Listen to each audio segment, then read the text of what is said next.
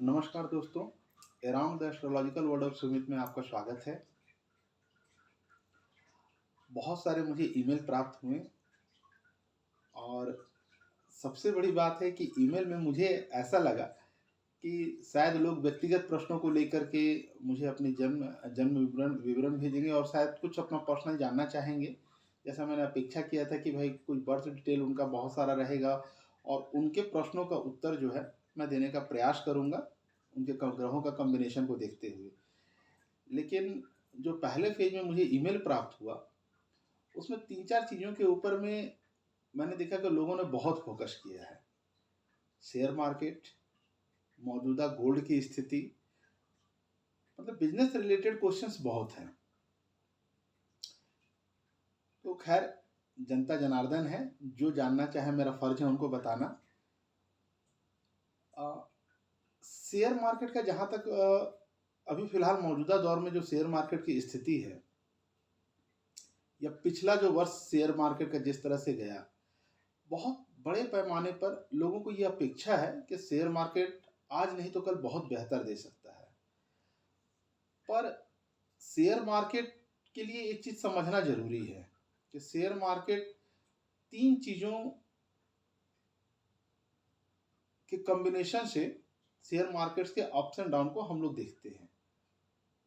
अपनी-अपनी लोगों की विधा है देखने की, लेकिन मूलतः किसी भी कार्मिक कनेक्शन या कर्म को करने के लिए शनि ज़िम्मेदार होते हैं और किसी भी कर्म को ब्लेसिंग देने के लिए जुपिटर प्लैनेट जिम्मेदार होते हैं। कब और कैसे देंगे इसके लिए सूर्य को देखना पड़ता है, लेकिन मुख्यतः इन दो प्लैनेट के बाद में तीसरा नंबर जो है वो सूर्य का आता है। यदि इन तीनों में सामंजस्य बैठता है तो शेयर मार्केट अप्स की तरफ जाता है और यदि किसी कारण से इन तीनों में सामंजस्य नहीं बैठ पाता है तो शेयर मार्केट डाउन की तरफ जाता है। ये एक जनरल थ्योरी है जिसे आप भी यदि कभी आजमाना चाहें तो आजमा सकते हैं।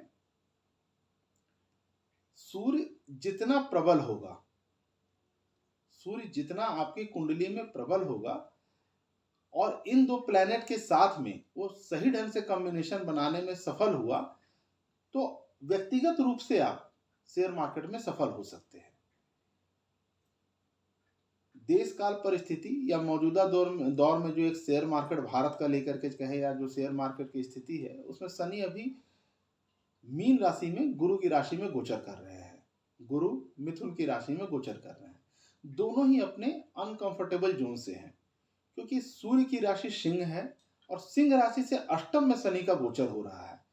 तो ये देखा जाए तो सिंह राशि से जो मीन राशि है जिसमें शनि का गोचर हो रहा है, वो षडाष्टक का योग बन रहा वहां से। और जिस राशि में शनि गोचर कर रहे हैं गुरु, वो अपने मरण करण स्थान बुध की राशि मिथुन में है और मिथुन में बहुत कंफर्टेबल जोन में नहीं होते हैं। यही कारण है कि मिथुन से निकल करके जब गुरु कर्क राशि में जाते हैं, जल तत्व की राशि में जाते हैं, एक इमोशंस की राशि में जाते हैं, तो जहां गुरु ज्ञान देने का कारक है, जब वो गुरु मिथुन राशि में आकर के अपने आप को जो बहुत बंदिश स्थिति में पाते हैं, उन्हें लगता है कि कुछ भी कर पाने की स्थिति में वो नहीं है, तो जब वहां से निकल कर कर्क में जाते हैं तो खुद में बहुत जो है ना कंफर्टेबल जोन में चले जाते हैं और बहुत अच्छा फील करते हैं। तो जब कोई प्लेनेट आपको ब्लेसिंग देना चाहता हो और वो खुद अनकंफर्टेबल हो, तो आप समझ सकते हैं कि वो ब्लेसिंग वो कहाँ से दे पाएगा। तो इसलिए मौजूदा दौर में जो भी लोग इस तरह की बातें कह रहे हैं कि शेयर मार्केट बहुत अच्छा बूम कर सकता है, तो इसे लेकर के मैं फिलहाल के लिए तो कह सकता हूँ कि मुझे ऐसा नहीं दिख रहा। हाँ, ये जरूर कह सकता हूँ कि आप थोड़ा वेट करें। शेयर मार्केट हाँ, जैसे शेयर मार्केट अब 2.5 साल के लिए फिलहाल जब तक वो मेष में नहीं चला जाता है, मेष में जाने के बाद में जो मेष एक राशि है वो बहुत तेजी के साथ जो है चीज़ों को बदलने में सक्षम होती है।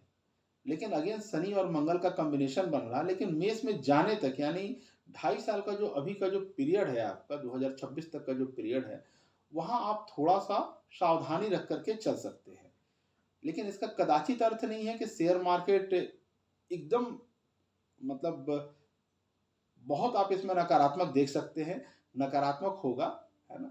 पर थोड़ा सा शनि पेशेंस मांगता है, धैर्य मांगता है। तो यदि आप धैर्य को रख करके चलते हैं तो निश्चित तौर पे आपका इन्वेस्टमेंट आने वाले समय में आपको लाभ दे जा सकता है। रही बात कि क्या इन 2.5 सालों में बिल्कुल शेयर मार्केट रहेगा या बहुत ही डिप में चला जाएगा, तो आप इसे देखने के लिए ही मैंने कहा कि आप तीसरा जो प्लैनेट है हमारा, जो सबसे मजबूत जो कारक है वो है सूर्य। तो आप सूर्य की स्थिति को देख लें।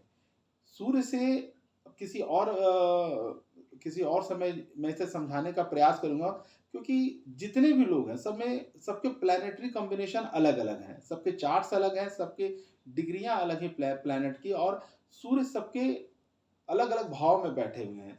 तो जब तक किसी व्यक्ति विशेष की कुंडली सामने ना हो तो उसके आधार पर यह बताया जा सकता है कि हाँ, इनका मौजूदा कॉम्बिनेशन क्या काम कर रहा है और कब इनको इन्वेस्ट करना चाहिए और कब नहीं करना चाहिए। लेकिन जब हम पूरे वैश्विक स्तर पर देखते हैं तो वहाँ इतना ही कह सकते हैं कि यदि आप सक्षम हैं तो सूर्य के पोजीशन को देखिए। सूर्य जब आपकी कुंडली में बेहतर पोजीशन बनाएगा तो निश्चित तौर पे आपको एक बेहतर स्थिति देखने को मिल जाएगी। पर वो डिपेंड करता है पर्टिकुलर चार्ट के ऊपर में। मैं कुछ कॉम्बिनेशन को कोशिश करूंगा कि आने वाले समय में कवर करूं, लेकिन इसे कवर करना ये यहाँ एक और मैं बात को स्पष्ट रूप से कह दूं कि किसी भी इन्वेस्टमेंट के लिए पैसा आपका है, उत्तरदायी आप हैं।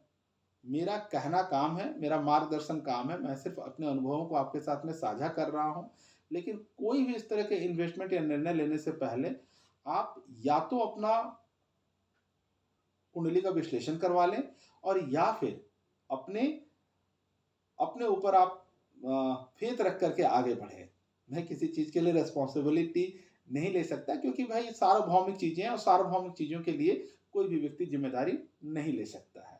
तो जो बड़े इन्वेस्टर्स हैं मैं उन्हें जरूर कहूंगा कि अच्छा, कोशिश और मेरी रहेगी कि अगर कभी अप्स की तरफ जाता हुआ शेयर दिखता है तो मैं निश्चित तौर पर प्रयास करूंगा कि कुछ दिन पहले आपको बता सकूं कि भाई यदि आप किसी का पैसा मानने लगा हुआ है तो मैं कोशिश करूंगा कि भाई जब वो अप्स की तरफ जाने का मुझे इंडिकेशन मिले तो मैं बता सकूं, ताकि आप वहां से अपना पैसा विड्रॉ कर सकें। लेकिन अगर धैर्य रख सकते हैं तो आप कुछ समय के लिए धैर्य रखें। निश्चित तौर पे आने वाले समय में आपको एक बूम देखने को मिलेगा, पर उसमें थोड़ा समय लगेगा आपका। उम्मीद है कि आज का सेशन आपको पसंद आया होगा। पुनः आपसे जल्द मुलाकात होगी। नमस्कार।